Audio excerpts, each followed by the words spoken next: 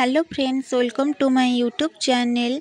तो सांग मैंने आज मु आपण मानक पई नहीं आसी एक नुआ कहानी जो कहानीटीर नाम होउची नीरव प्रेम। यही कहानीटी आपण मानक भल लागिबो कि नहीं जानिनी, तथापि चेष्टा करिबी। चलंतु आउ विलंब न करी कहानीटी को आरंभ करिबा। जीवन में बहुत प्रकार प्रेम होता है। नीरव प्रेम होउची सबुठु नियारा आ कष्ट मध्य, जहाँकि निजर प्रेम को सफल करने पाई किछि भी करिथाए। हेले आजिका जुगरे प्रेम रे सफल हेबाठु अधिक कष्ट शीत ऋतु आरंभ हो सारी थाए। सकाळर पहिले सूरजर किरण धारा पृष्ठरे छुईबा पई होउथाए।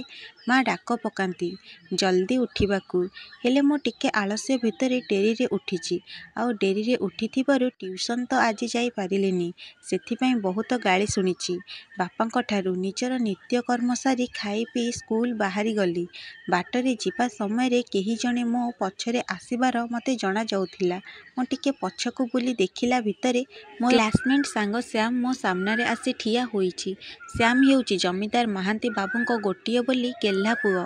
देखिबाकू बहुत सुंदर भल पिलाटिए।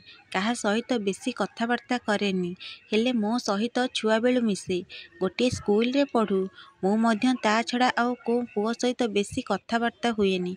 केउणसी पुओ मानक सहित मिसिबाकू भल लागे नाही। माँ सबुबेले कुए, झियो माने पुओ मानक सहित मिसिले लोक माने खराब झियो कुहंती। तथापि मो श्याम सहित कथबार्ता करे, काहींकी जाने ना। ता सहित कथा हेले भारी भल लागे। पिलाटी शांत सरल स्वभावर, विशेष काहा सहित मिसिबाकू भल पाएनी। आम दुहींक घर पाखापाखी बोली प्राय सबुदिन स्कूल गला बेले देखा हुए आमर, तेणु मो सहित टिके फ्री रे मिसे। दी जण जाक गपी गपी जाऊ स्कूल पहुँची गले सांग माने बहुत थट्टा मजा करती। आम दी जन को नहीं मु टिके लाजेई जाए, हेले श्याम रे किछि रिएक्ट न थाए। मु ताकू मने मने बहुत पसंद करूची, हेले केबे भी कहि पारुनी। काले कहिदेले आमर फ्रेंडशिप आउ रहिबनी बोली डर लागुची। एमिति दिने परे दिन गड़ी चलिला। मैट्रिक पई पढ़ापढ़ी जोर रे चलिला। परीक्षा पाखेई आसुची बोली पूरा व्यस्त होई पढ़ुथिली। भलरे मन देई न पढ़िले रिजल्ट खराब हो होइजिवो। श्याम मध्य बहुत व्यस्त अछि पढ़ा पाई। के बेले बेले देखा हुए, केतेबेले रोड रे तो आउ केतेबेले केउंठी। से देखि टिके हसी देई पलाए। ता सहित टिके देखा हेई गले मो मन खाली उड़ी बुले प्रेम राइजरे। मोर सेई दिन पुराना खुशी रे बीती जाए। किछि दिन गला परे मु ताकू आम घर पाख झियो सहित कथा हेबा बेले देखे। मते बहुत दुख लागे, काहींकि ना मो सहित आउ आग भली कथा हेउ न थाए। जहा अल्प टिके कथा हुए, केउंठी देखा होई गले मु मने मने बहुत रागे ता उपरे। सेदिन हठात से मो पाखकू आसिला। मु रागिकी न देखिला परी बाट भांगी चली जाउथिली। हठात मो हाथ को से जाबुड़ी धरी कहिला, प्रीति मते गोटे साहाଯ୍ୟ करिबु। मु टिके प्रसिल भाबरे ताको चाहिली। आकु पुणी मु की साहाଯ୍ୟ करिबी मने मने भाबिली। किछि समय परे मु कहिली, हौ मो द्वारा जदि होई पारिबो चेष्टा करिबी। से कहिला, तोर सांग को टिके काली पार्क को डाकी आनिबु। मु टिके आश्चर्य होई कहिली, काहाकू को सांग को डाकिबी। से टिके दुख भरा चाहाणी रे मते अनेई कहिला, नेनाकू। मु कहिली, ताकू कौन पाई मु डाकिबी। ता सहित तोर पुणी की काम अछि। एमिति रे भी मु आउ नेना सहित कथबार्ता भलरे करूनी कि तांको घर को जाउनी। मौसा मना करिसंती, कौन पाई मु जानिनी। मो कथा सुनी से कांदी पकेइला। दुखरे मते कहिला, सबु मोरी पाई हेइची। मो पाई बोली नेनार माँ ताकू कुआड़े छाड़ुनी। मु टिके व्यस्त होई पड़िली। कौन हेइची एमानंक भितरे, ये एमिति कौन पाई कहुची। दी जनक भितरे किछि चालिची बोधे। से दुहीं दुहीं को भल पाउ नाहांती तो। ना ना, एमिति केबे भी हेई पारिबो नाही। मो छड़ा आउ किए ताकू भल पाई पारिबो नाही। मो ताहा केबे मध्य हेबाकू देबिनी। हेले नेना, सिए पुणी मो अंतरंग बंधु हेई मते आजि जाए काहींकी किछि कहिनी। से तो भल भाबरे जानिची मु श्याम को भल पाए, पुणी आजि नुहे नवम श्रेणीरू। मु ताको पसंद करे। नेना सबु किछि जानी मध्य मते धोका देला। मो प्रेम को निजर करि नेइची। एते बड़ सत मु केमिति जानी पारिलेनी।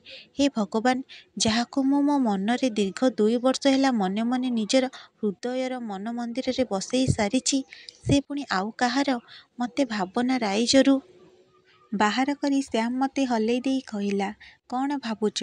ମୁଁ ମୋ ଭାବନାକୁ ପ୍ରକୃତିତ ହୋଇ କହିଲି, ଆରେ କିଛି ନାହିଁ, କହ କ'ଣ ହେଇଛି। ସେ ସେଇଠୁ ଆରମ୍ଭ କଲା ତା ପ୍ରେମ କାହାଣୀ। ନୀନା ଆଉ ମୁଁ ନବମ ଶ୍ରେଣୀରୁ ହିଁ ଦୁହେଁ ଦୁହିଁଙ୍କୁ ବହୁତ ଭଲ ପାଉଛୁ। ସ୍କୁଲରେ ଆମର ଚିଠିରେ ହିଁ କଥାବାର୍ତ୍ତା ହୁଏ।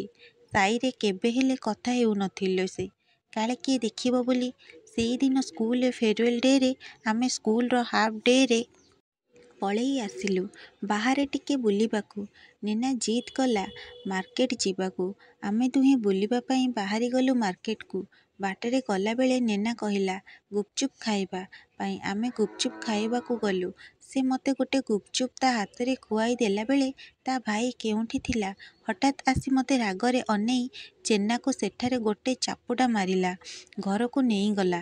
ଘରେ ଯାଇକି ସମସ୍ତଙ୍କୁ ଆମ ଘଟଣା ସବୁ କହିଲା।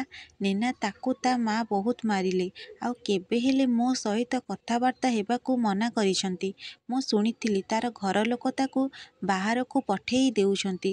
ସେ ଯିବା ପୂର୍ବରୁ ମୁଁ ଟିକେ ତା ସହିତ କଥା ହେବା ପାଇଁ ଚାହୁଁଛି। ତୁ ଯେମିତି ହେଲେ ମୋତେ ଟିକେ ତା ସହିତ କଥା କରେଇଦେ ପ୍ଲିଜ୍। ମୁଁ ତୋ ପାଖରେ ସବୁଦିନ ପାଇଁ ଋଣୀ ହୋଇଯିବି। ସେ ଏତିକି କହି ଆଖିରୁ ଲୁହ ଝରେଇ ଚାଲିଗଲା।